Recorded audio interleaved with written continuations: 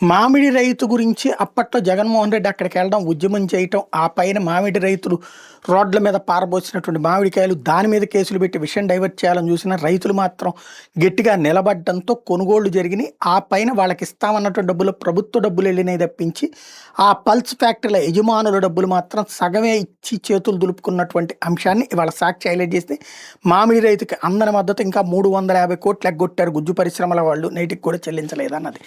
ఇంకోవైపు ఉల్లికి సంబంధించి గతంలో 3 నాళ్ళ ముచ్చటగా మద్దతు ధర కొన్నారు. క్వింటాకి 1200 రూపాయలు మద్దతు ధర అంటూ హడావిడి చేశారు. కొన్న 9020 టన్నుల్లో 6776 టన్నులకి క్వింటాకి 1200 రూపాయల మద్దతు ధర ఇచ్చారు.